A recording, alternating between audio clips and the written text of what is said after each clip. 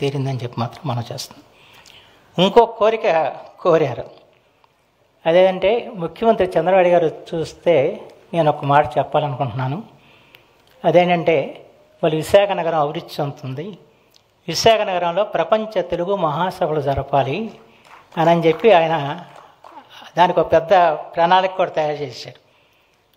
ఏ ఊరిలో ఏ రకమైన కార్యక్రమాలు చేసుకుంటూ విశాఖపట్నానికి వెళ్ళాలి, ఆ విశాఖపట్నంలో సభలు జరపాలి, మధ్యలో రాజమండ్రిలో ఇవన్నీ ఒక కాగితాల మీద రాసి పెట్టాడు అంతా. అయితే నాకు అప్పుడంటే చంద్రబాబు గారిని నేను ప్రతిపక్షంలో ఉన్న ఆ రోజున, పైగా పెద్ద పోరాటాలు చేస్తున్నా అంచేత నేను వారికి ఆ వర్తమానాన్ని ఇవ్వలేకపోయినా, వారు రాలేపారు. ఇచ్చుంటే వచ్చుండేవారు, దాంట్లో అనుమానం లేదు, కానీ నేను ఇవ్వలేకపోయాను. ఆ తప్పు నాది. అంటే ఆయన చివరి వరకు ఏంటంటే ఏది ఆలోచించాడంట నేను చెప్పి, ఆయన ఎంతసేపు సమాజం గురించి ఆలోచించాడు. ఏ అయితే ఇంకా తాను చేయకుండా మిగిలిపోతున్న పనులు ఏవైతే ఉన్నాయో ఆ పనుల్ని పూర్తి చేయించాలని చెప్పిన ఆలోచనతో తపన పడ్డాడు తప్ప ఇంక వేరే లేదని చెప్పి మాత్రం మనం చేస్తాం. ఆ రకంగా ఆయన జీవితంతో కూడా జాతికి అంకితం చేశాడు. 1942లో క్విట్ ఇండియా ఉద్యమంలో విద్యార్థిగా ఆయన రాజకీయాల్లో ప్రవేశించి ఆనాటి నుంచి కూడా ఒక గాంధీవాదిగా ఆయన అవన్నీ నేను చెప్పటం కూడా అంత మంచిది కాదు ఇక్కడ ఉన్న విషయాలు. ఆయన ఎంతటి దారిద్ర్యాన్ని అనుభవించాడో మాకు తెలుసు. ఎప్పుడూ జేబులో ఏమి ఉండేది కాదు. ఎందుకంటే ఆయన కేవలం ఒక ఉపాధ్యాయుడి కొడుకు. వాళ్ళకుందా 7 ఎకరాల పొలం. ఆ 7 ఎకరాల పొలం తర్వాత మా నాన్నగారికి 5 ఎకరాలు గవర్నమెంట్ ఇచ్చింది స్వాతంత్ర సమరయోధుడిగా. 5 ఎకరాలు 10 మంది పేదవాళ్ళకి పంచిపెట్టేశాడు. అయితే ఎక్కడ కూడా ఆయన ఎప్పుడు కూడా డబ్బు గురించి ఆలోచించేవాడు కాదు. రెండోది ఏంటంటే ప్రభుత్వ యొక్క సహాయం తీసుకోకూడదని చెప్పని. మామూలుగా అయితే స్వాతంత్ర సమరంలో పెన్షన్ వస్తే తీసుకోవాలి. ఆ తర్వాత ఆయనకి ఎమ్మెల్యేగా హైదరాబాద్లో స్థలం ఇస్తే నాకు అక్కర్లేదని చెప్పి అన్నాడు. ఇవాళ కోట్ల ఆస్తి ఎమ్మెల్యే స్థలంగా తీసుకున్నాడంటే అంటే ఆయన ఏది కూడా మన ప్రభుత్వం ఏదో మన సహకారం అందించింది, దాంతో మనం జీవిస్తున్నాం. అంతేకాని దీనికి మనం ఏం తీసుకోకూడదని చెప్పిన ఒక ఆదర్శాలతో ఆయన నడిచింది ఆయన జీవితం. ఇవాళ ఈ సాధ్యం విషయాలు కూడా కాదు ఇవి.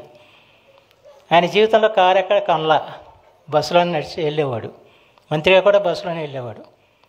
ఆ రకంగా ఆయన జీవితం సాగింది. అయితే ఈ సందర్భంలో నాకు కొన్ని విషయాలు ఏంటంటే చంద్రబాబు నాయుడు గారు అంజయ్య గారి మంత్రివర్గంలో ఆయన గ్రంథాలయ శాఖ మంత్రి.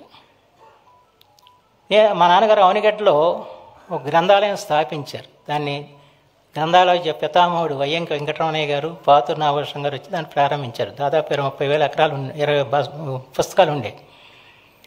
ఉంటే ఒక రోజు నేను దానికి అధ్యక్షుడిగా ఉన్నాను ఆ గ్రంథాలయ సంస్థకి. నన్ను ఎమటి పెట్టుకుని చంద్రబాబు గారి దగ్గర తీసుకెళ్లారు. చంద్రబాబు గారు ఎక్కడ ఉండేదంటే ఎమ్మెల్యే క్వార్టర్స్లో అక్కడ బడ్డీ ఉండేది. దాని ఎదురుగుండా ఇప్పుడు కూడా నాకు గుర్తు వస్తుంది, పై అంతస్తులో ఉండేవారు ఆయన. ఆ పై అంతస్తులకు ఇద్దరం వెళ్ళాం. వెళ్తే ఇట్లా బాబు ఇది లైబ్రరీ ఉంది, దానికి కొంచెం నువ్వు సహాయం చేయాలన్నాడు. కాగితం తీసుకుని ఆయన నుంచునే కూర్చొని కూడా కూర్చోాలా, నుంచునే దీని మీద 10,000 గ్రాంట్ అని రాశాడు. ఆ 10,000 గ్రాంట్తో ఆ రోజున బీరువాలు కొన్నాం. అది ఒక మధుర స్మృతి చంద్రబాబు గారితో.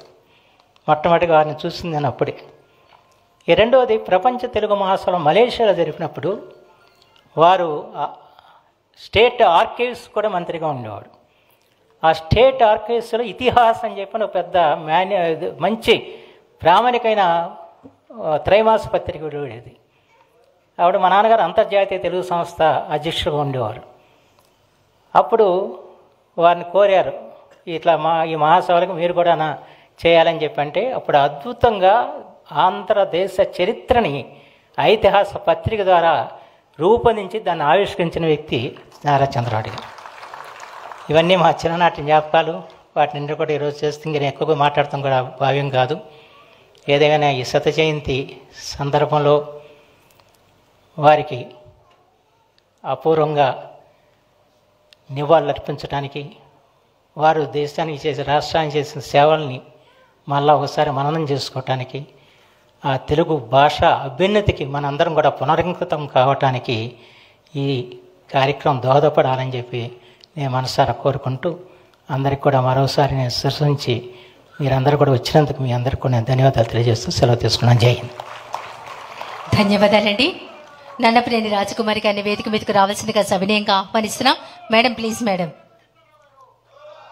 ఇప్పుడు ప్రభుత్వ విప్ విజయవాడ సెంట్రల్ నియోజకవర్గ శాసనసభ్యులు గౌరవనీయులు బోండా ఉమామహేశ్వరరావు గారిని ప్రసంగించవలసిందిగా ఆహ్వానిస్తున్నాం.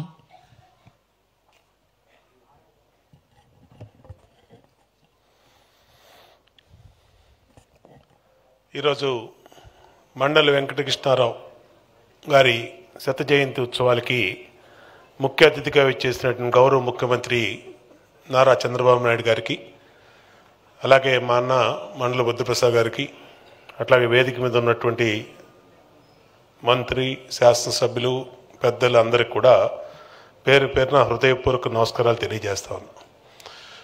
ఈరోజు ఇప్పుడే బుద్ధప్రసాద్ గారు చెప్పారు వాళ్ళ నాన్నగారితో మధుర జ్ఞాపకాలని. బయట ఎగ్జిబిషన్ కూడా, ఫోటో ఎగ్జిబిషన్ కూడా మండల వెంకటకృష్ణారావుది అన్ని విషయాలు తెలియజేస్తూ పెడతాం కూడా జరిగింది. దాంట్లో ప్రధానంగా ఆయన మంత్రిగా, పార్లమెంటు సభ్యుడిగా, శాసనసభ్యుడిగా ఒక నిబద్ధత కలిగిన జీవితం. ఆయన జీవిత చరిత్ర మాలాంటి ఎమ్మెల్యేలందరికీ కూడా చాలా ఉపయోగకరం.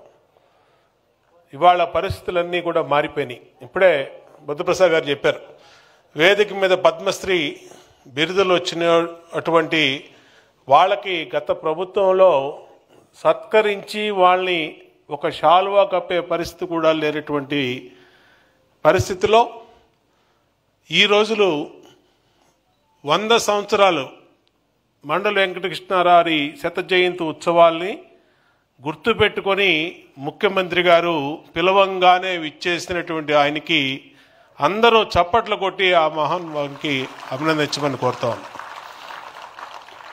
ఎందుకంటే మన సంస్కృతి సాంప్రదాయాలు, పెద్దల్ని గౌరవించుకోవటం, జాతికి మేలు చేసినటువంటి వాళ్ళని, జాతికి సేవ చేసినటువంటి వాళ్ళని గుర్తించుకొని ఎన్ని పనులున్నా ఇలాంటి కార్యక్రమాల్లో పాల్గొంటే భవిష్యత్తులో నెక్స్ట్ జనరేషన్కి మనం ఒక మంచి మెసేజ్ ఇవ్వటం జరుగుతుంది. ఇవాళ 100 సంవత్సరాల్లో శత జయంతి ఉత్సవాలు మరి చేసుకుంటా ఉన్నాం. రాబోయే రోజుల్లో 200, 300, 1000 సంవత్సరాల వరకు కూడా కృష్ణారావు గారి చరిత్ర. ఎందుకంటే ఆ రోజు దివిసీమ గాంధీగా, స్వాతంత్ర సమరయోధుడిగా, దివిసీమ 1977 తుఫాను వచ్చినప్పుడు మేమందరం చిన్నపిల్లలం ఇక్కడే ఉన్నాం. ఆ రోజు ఆ కాళరాత్రి మాకు తెలుసు.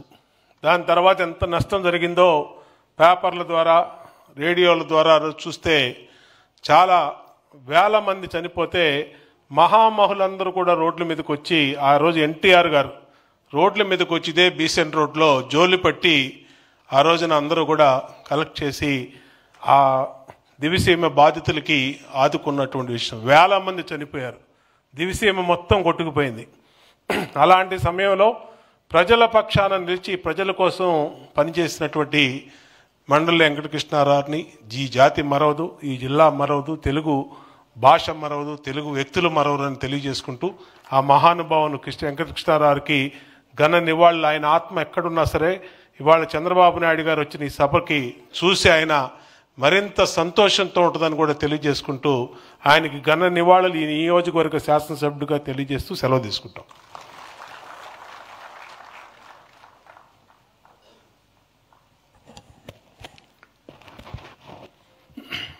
ధన్యవాదాలు బొండా ఉమామహేశ్వరరావు గారికి మేము కృతజ్ఞతలు తెలియజేస్తున్నాం.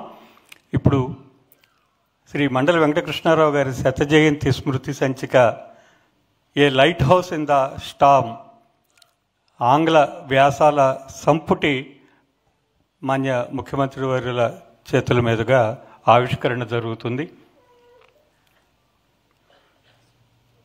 వస్తుంది. ఈనాటి మన ముఖ్య అతిథి రాష్ట్ర ముఖ్యమంత్రి వర్యులు నారా చంద్రబాబు నాయుడు గారు, అలాగే వేదిక మీద ఉన్న పెద్దలందరి చేతుల మీదుగా మండలి వెంకటకృష్ణారావు గారి శత జయంతి పుస్తక ఆవిష్కరణ కార్యక్రమం జరుగుతోంది.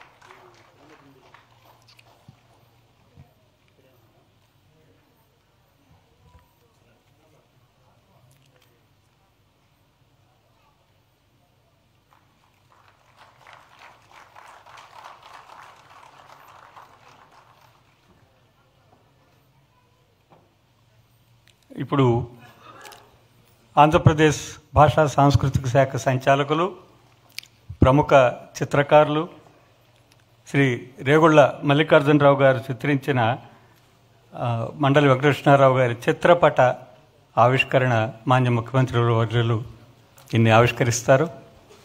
మండలి వెంకట కృష్ణారావు గారి శత జయంతి వేడుకల సందర్భంగా ఆంధ్రప్రదేశ్ రాష్ట్ర సృజనాత్మకత సంస్కృతి సమితి సంచాలకులు శ్రీ ఆర్ మల్లికార్జునరావు గారి చేతుల మీదుగా వారు చిత్రించినటువంటి మండలి వెంకట కృష్ణారావు గారి చిత్రపటాన్ని రాష్ట్ర ముఖ్యమంత్రి వర్యులు నారా చంద్రబాబు నాయుడు గారు, అలాగే మండలి వెంకట కృష్ణారావు గారి తనయులు మండలి బుద్ధప్రసాద్ గారు, వీరందరి చేతుల మీదుగా మండలి వెంకట కృష్ణారావు గారి చిత్రపట ఆవిష్కరణ కార్యక్రమం జరుగుతోంది.